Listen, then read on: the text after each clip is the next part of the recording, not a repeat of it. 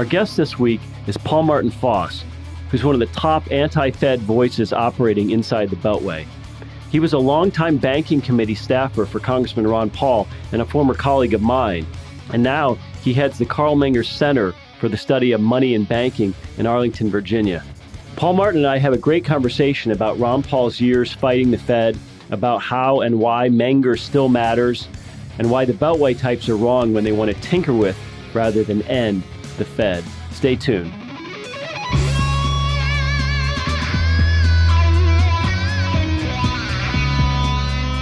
Paul Martin Foss, thanks so much for joining us. How are you today? I'm doing very well, thanks. How are you? I notice that the name of the center is for the study of money and banking, not monetary policy. Right. And I love this because so many otherwise free market types will accept this loaded term. Mm-hmm. They would object to the terminology of housing policy or energy policy, et cetera. Paul Martin, what is about money that causes such a breakdown in rational thought that people even think we need a government policy for it in the first place? Well, I think part of it is because people have been, for the past 100 years or 150 years in this country, government has had such a monopoly on the issuance of money that people just don't give it a second thought. They don't understand the history of how in this country the market used to provide money. In the early colonial era and then the early part of the United States after the Constitution was first ratified and enacted, we didn't have a United States mint operating for several years. We had freely competing currencies. The Spanish pieces of 8, coins from Britain, Germany, France, et cetera, were all circulating. You had private mints. It was a great monetary smorgasbord, but the government has gradually taken over, monopolized the issuance of money. And so for the past 100 years, the public in general and the economics profession particularly has just kind of taken it as a given that, a sovereign nation has the right to monopolize the issue of money. Is the focus of your center more narrowly on money and banking, or is it more broadly on the Austrian school in general? It's basically going to be focused mostly on money and banking. Calling it the Carl Menger Center, we wanted to make people realize and be aware that we are coming from an Austrian perspective, but Menger's insights into money, he had his little pamphlet on the origins of money. He was involved in the Austro-Hungarian monetary reform, in particular his insight on the origins of money, that it comes about as a market institution, not originally created by government. It was originally something that was created by the market to facilitate trade among people. Those kind of insights are what we want people to realize. So we're basically focusing on the monetary aspects and banking aspects of Austrian economics and trying to educate the American people on those issues. Paul Martin, is Menger underappreciated? Even among Austrians, his name is not as well known, obviously, as some of his younger cohorts. Right. He's very much underappreciated. I think that partially it was a function of his career. I think he really stopped writing after about 1905 or something like that. I don't think he was in good health the last decades of his life. And then his archives went mostly to Tokyo. So there's just not a lot of access to his original material. And he has been eclipsed. Obviously, Mises was a big name here in the United States. So he and Rothbard influenced, obviously, a lot of the American Austrians. Hayek was a professor at LSE during the 1930s, and so he influenced a lot of folks in Europe and on the continent. So, Menger just kind of had the misfortune of being the founder, obviously one of the 3 most important economists behind the marginal revolution, but because he published in German as opposed to the others, was forgotten by history.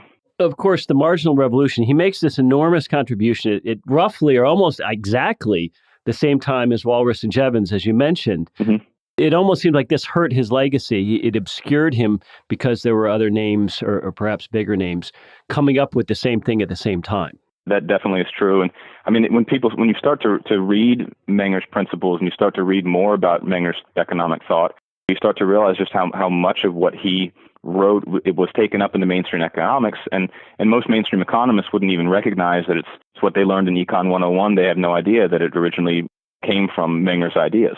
Well, explain for us what the marginal revolution meant for classical economics at the time and how it affects our modern understanding of how goods and services derive value. It did finally get around a labor theory of value, the water-diamond paradox that people were always trying to solve.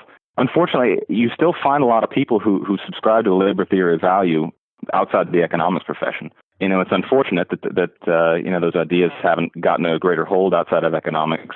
I'm not really sure how necessarily to continue teaching people they haven't learned them already. I guess part of it is they just have to be willing to learn those ideas. Well, maybe we need to go back and read Menger's Principles of Economics, which you mentioned earlier. Where do you think this book ranks among the great Austrian books? Obviously, there's several translations, and it's not the easiest read, but most translations aren't. The Principles of Economics was one of the things that was assigned in my economics courses when I studied economics. And like you said, the translations, because it's originally written in German and then translated, it is a little difficult to get into. I think it's definitely one of the most important works, but I wouldn't necessarily assign it as the first work. I'd assign something like Economics in One Lesson from Henry Hazlitt as kind of the introductory work, and then maybe have Principles of Economics following on from there. Once somebody reads something that's a little easier to understand, that's written in a more in layman's terms like Hazlitt, then to kind of segue into Menger, because he does, and some of his terminology, I mean, at least in the translation that I read, is not terminology that's used in the economics profession. It might come across as archaic or strange, but once somebody has kind of a little bit of foundation, then Menger becomes a lot easier to read. If we look at the thread between individuals, Menger, obviously a huge influence on Mises himself, and then fast forward many, many, many years to the 1970s. Mises is at that point an old man, dies a couple years later, but he influences a young medical doctor at a conference in Houston, Texas. Ron Paul goes to see Ludwig von Mises speak on socialism at the time. Of course, you were an integral part of Ron Paul's efforts to bring an understanding of the Federal Reserve to average Americans. So looking back now, give us some of your thoughts on Ron's revolution since 2008 as it pertains to the Fed. It's amazing. I mean, he's always said, too, that when he went to college campuses and you could get 5,000 students chanting "End the Fed" and burning their Federal Reserve notes, it's a message that kind of resonates with people. The Fed, obviously, since the financial crisis, has taken on a much more activist role in essentially centrally planning the economy. I mean, they decide, well, we want stock prices to go up or housing prices to go up, and they have these determined aims, and they adjust their monetary policy accordingly. I think a lot of people are starting to realize, there was the report that came out the other day from Swiss Re saying that savers have been cost $470 billion due to the Fed's monetary policy. You have people who are pensioners on fixed incomes who see their cost of living rising, even though the official inflation rate is still fairly low. They still see food prices and cost of living continues to increase, and that all has its roots in the Fed's easy monetary policy. So I think he was the right person at the right time, really struck a chord. And one of the things I'd like to do is continue my work in Ron's office to educate people about the Federal Reserve and what it does.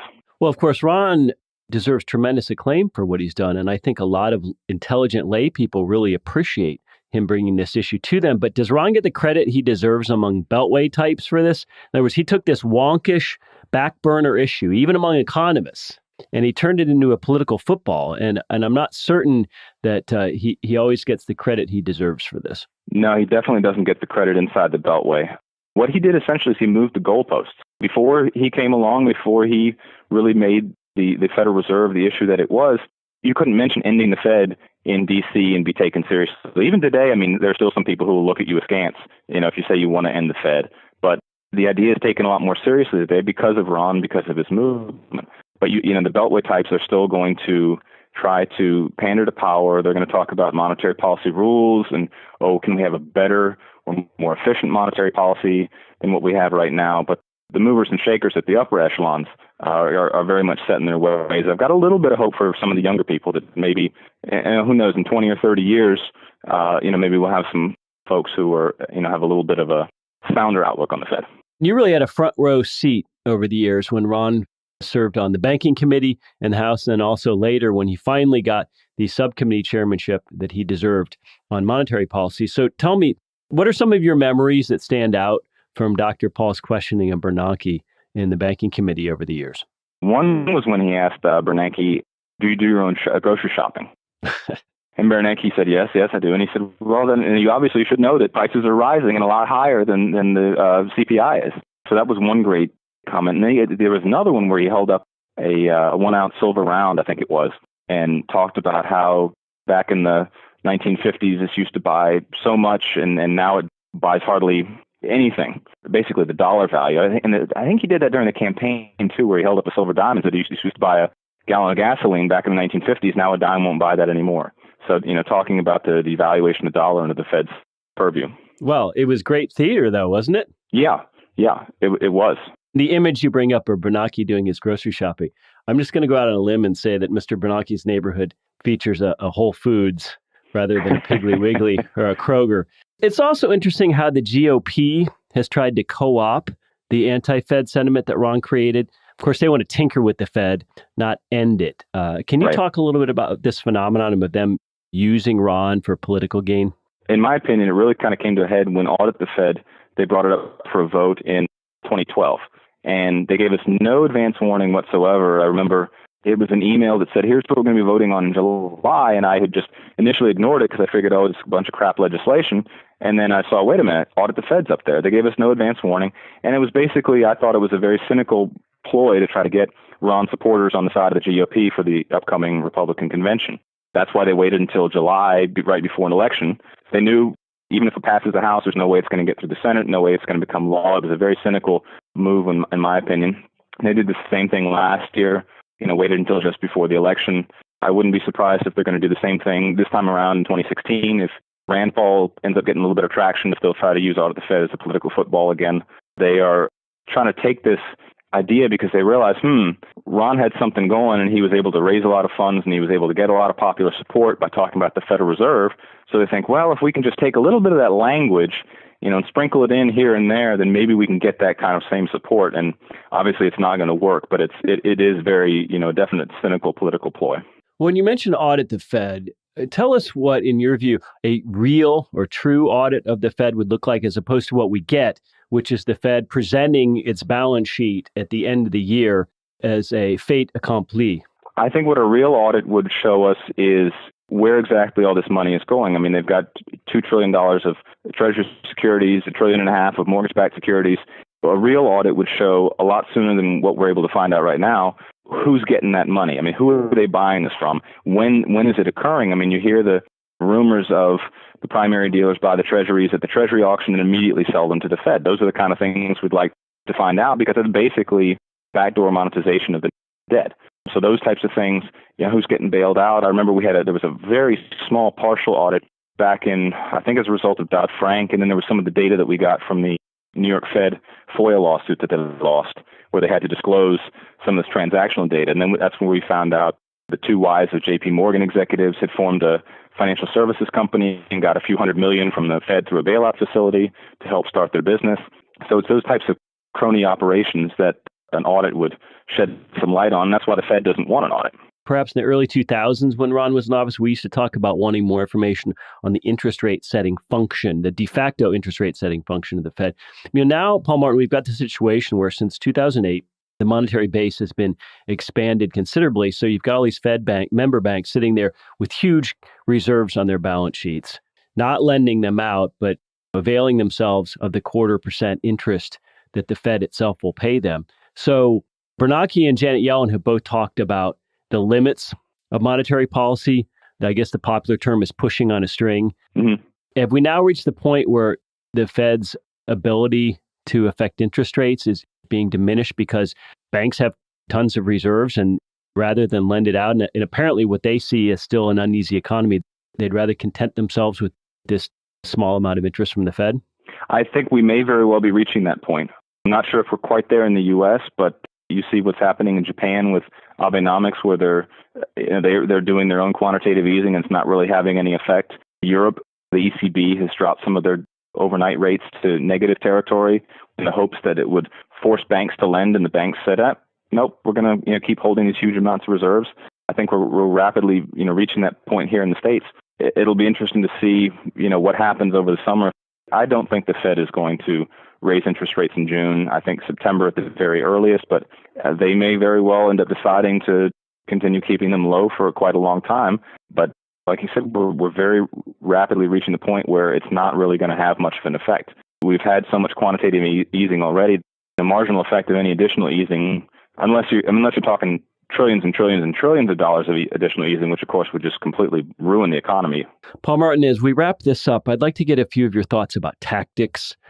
As you know, so many professional and academic economists are effectively bought and paid for by the Fed. So I'm curious as to whether you see the goal of the Menger Center and organizations like the Mises Institute as trying to appeal to and influence academics and the economics mainstream? Or do you see our goal more as one of doing an end run around the economics profession to reach ordinary people? I think you can do both. My goal, obviously, is not to affect the economic profession or to try to affect academics. I saw what happened when Audit the Fed first got some traction back in 2009, where because we were going to the American people, who were then contacting their congressman saying, co-sponsor Audit the Fed, I had staffers come to me saying, make the phone call stop. We'll sign on. We'll co-sponsor it. We'll vote for it. Just make the phone call stop. So if you get enough people who are educated, who understand the issues, who then start to put some pressure on their congressman, or who start to talk to other people, talk to their friends and family, you can have kind of a snowballing effect. And that's what the goal of the Menger Center is, to educate people. And those people then can go out and start talking about those issues to other people. Because you never know when that one person is going to affect a whole bunch of other people. I mean, when I studied economics, my professor probably didn't realize that one day I would end up working for Ron Paul and doing Federal Reserve and monetary policies issues for Ron Paul. And the stuff that I helped Dr. Paul with obviously affected a lot of other people in the United States. So that's an example of just one person who, through some accident, you never know when it's going to happen. I mean, it's very easy. It was very easy to get discouraged and say, well, is anything we're doing actually helping anything? Is anybody reading what we're writing? Is anybody taking this to heart? Sometimes you get a little bit of feedback where people say, I loved this column, or I loved this article, or, I love this speech that Dr. Paul gave. You begin to realize, these things do have an effect. You just have to, reach the grassroots and kind of get that critical mass of people going and understanding these issues. Paul Martin Foss, thanks so much for a fascinating interview. Ladies and gentlemen, Paul Martin's organization is called the Carl Menger Center for the Study of Money and Banking. You can Google it. Paul Martin does a great feed about the latest money and banking news that you should subscribe to if you're interested in these issues. Twitter is Menger Center, twitter.com/Menger Center, MENGER Center. Thanks again for your time, and ladies and gentlemen, have a great weekend.